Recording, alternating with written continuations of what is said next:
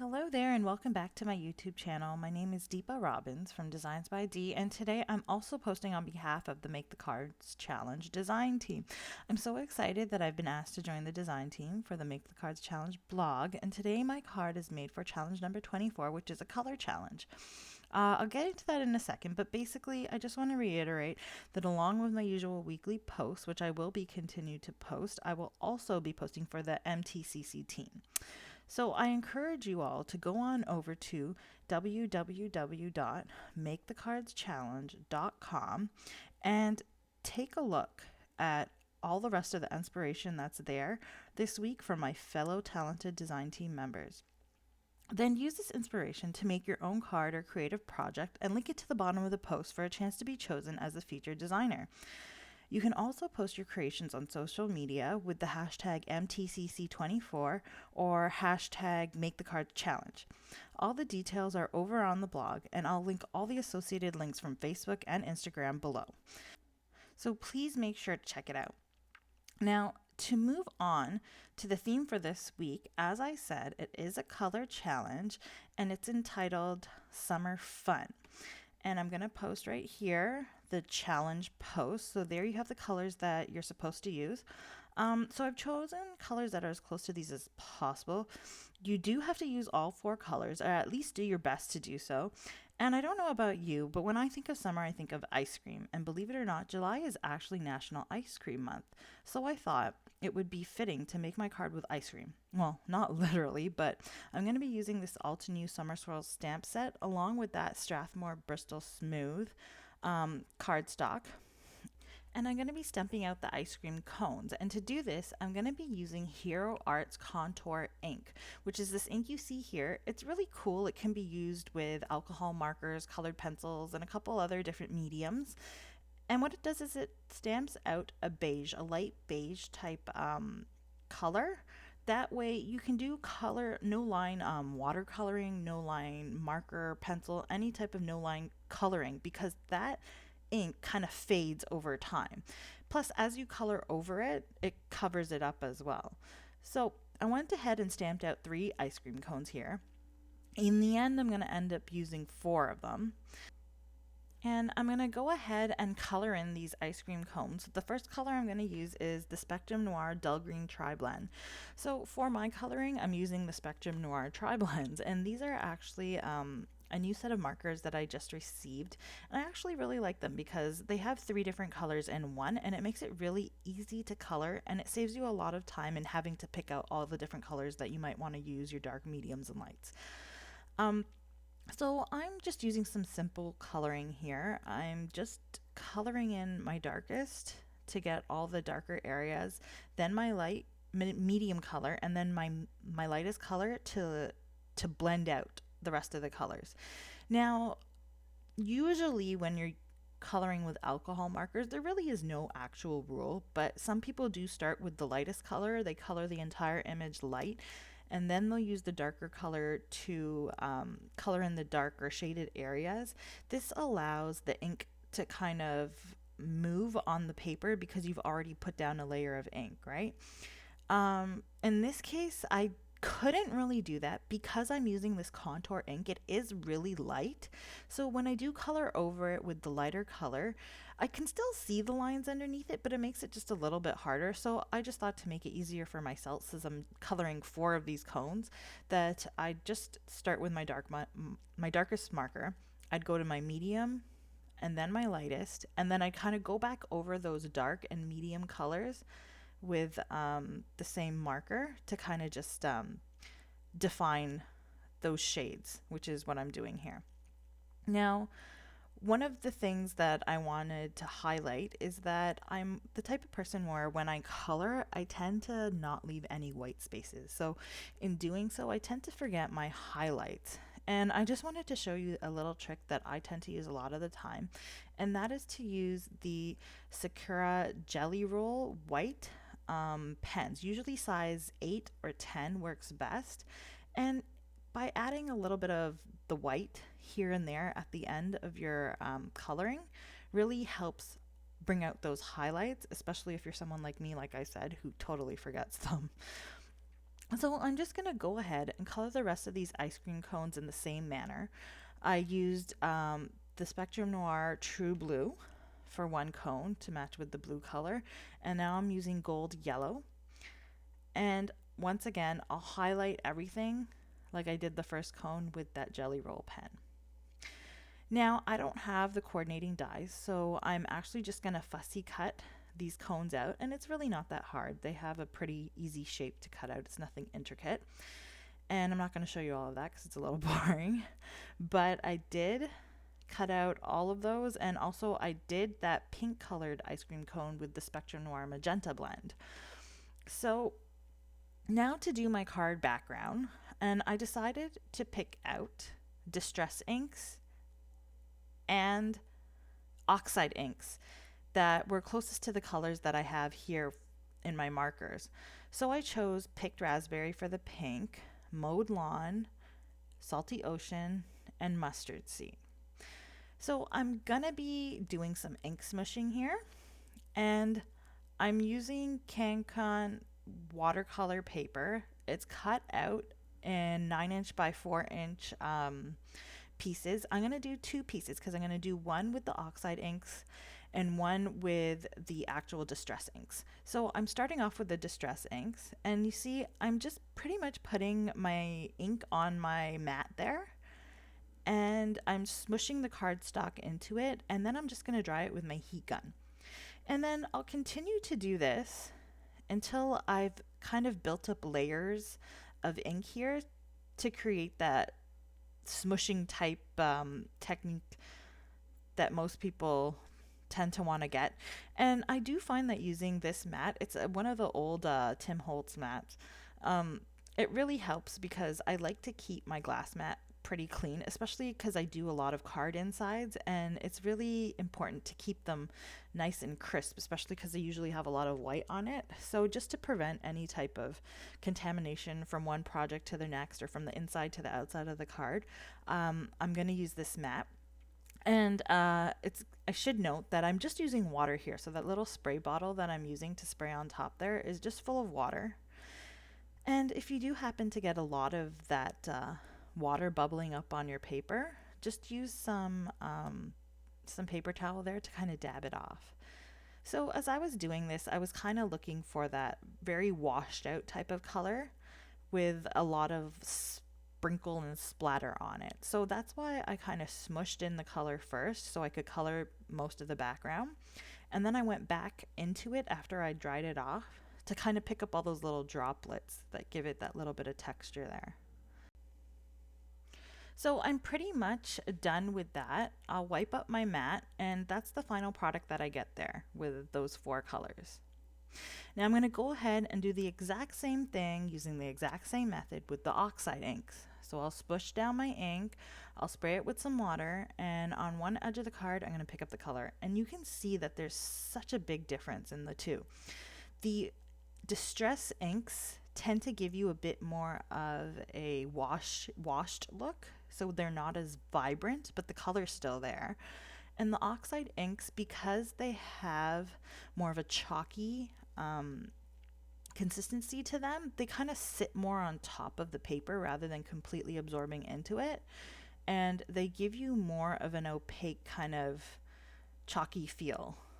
So it really gives you a vibrant background compared to the distress inks is what I found. So anyways, I'll continue to finish up my panel like this. And I do want to note that, you could have put the colors however you wanted on your panel. I chose to put them in this order, which is the order of the spectrum. So red, yellow, green, blue, because if the colors did mix together, I was hoping that they would mix in such a way that they would create the in-between color versus just creating mud.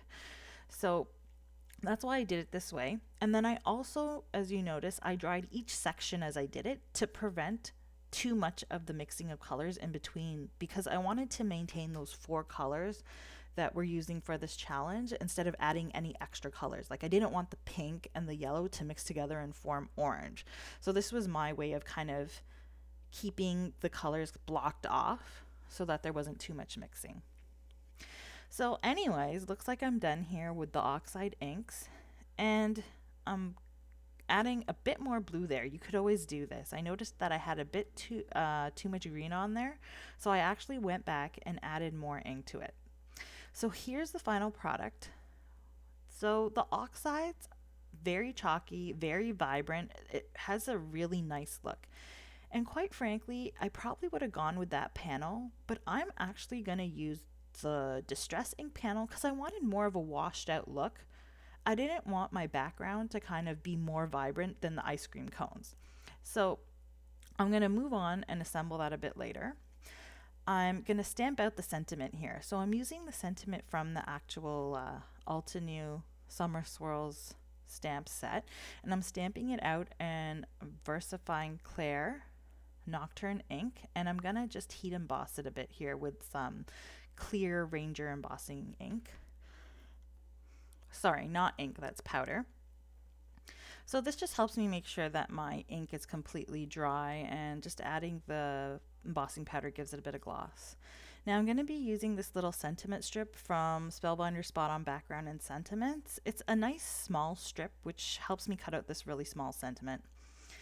And then I'm going to be using this Birch Press Sugar Script die along with the Tim Holtz Metallic Jewels cardstock. I'm going to be using the black because I want that black shiny color there, and I've cut out a few extra U's in just plain black cardstock, and I'm going to stack those together to create a bit of dimension. Now I'm using this Artist Tack permanent dry adhesive. This is something new that I found, and it's got this like adhesive on one side and a pull paper, like a release paper on the top. You put your die cuts in between and press them down, and they pick up that dry adhesive that's on the other side of the paper, which is really cool, especially for word dies or intricate die cuts, because I usually find that it takes a bit of time to add glue to attach them together, and I always forget to add double-sided tape to the back, like stick it before I actually die cut. So this works out perfectly for me. So as you can see, there I have my U all nice and cut out and put together. So now I'm going to assemble my card. I'm using some foam adhesive, and I've put them along the backs of all of those 4 ice cream cones. And I'm going to just place my ice cream cones on my panel, following the same colors that are on the panel. So I'll put the pink on the pink, the yellow on the yellow, green on the green, blue on the blue. And I'm going to raise those 2 little cones in the middle just so that I can fit my sentiment in there at the bottom. So once I've got everything where I'd like it, and I've kind of spaced it out so that I can fit my sentiment in, I'll stick everything down and add a bit of pressure so that you can't move them again. And then I'll go ahead and add my sentiment. I'm just using some Barely Art glue, liquid glue, and I'll use that also to attach the sentiment strip. Now normally I would add a bit of foam for the sentiment strip, but I decided that I wanted to place it a bit behind the letter Y. So I'll go ahead and line that up there. It took a little bit of messing around, but I finally got it.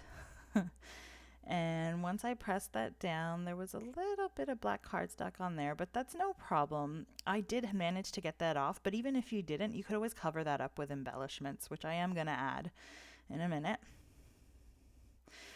But before I do, I'm actually going to add some glossy accents to the die cut U and also to the 4 red cherries, just to give it a bit of gloss.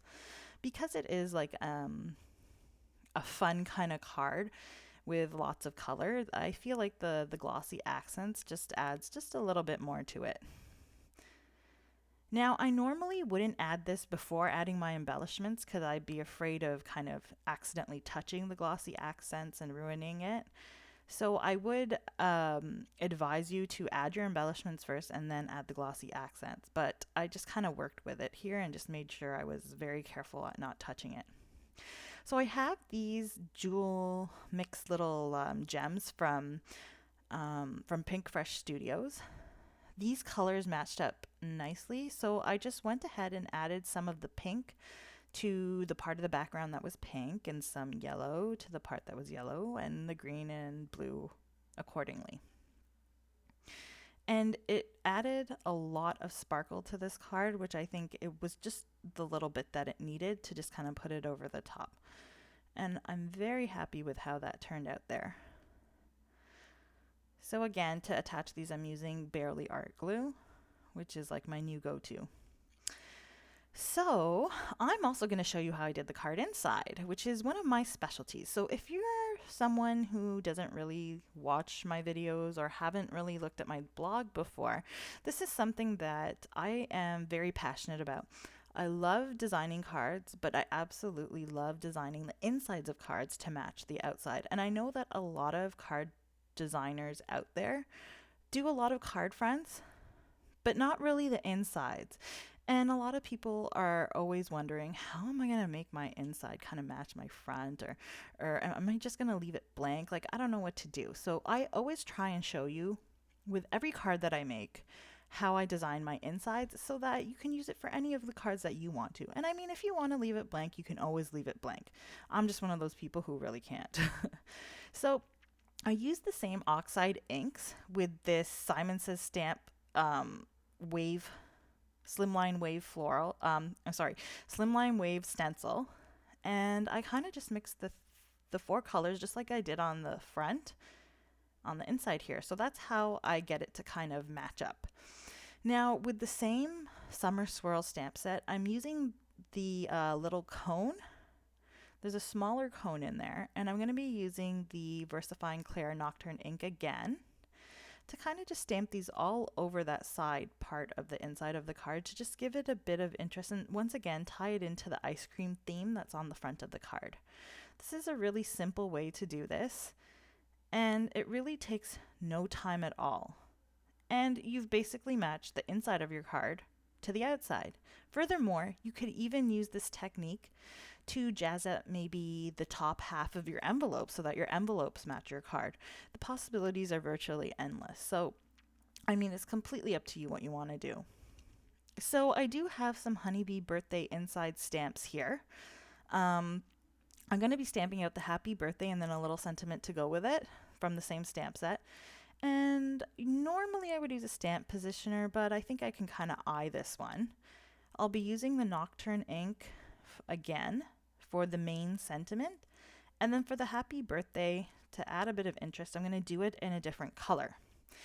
Now I'm actually going to use an ink pad that I think is kind of old. I don't know whether they have anything new from Kaleido Color, but basically this is the Fresh Greens ink pad, and if you wanted to, you could use each of those colors separately, or you click it together like I just did, and you can use them as a color gradient like I'm going to here.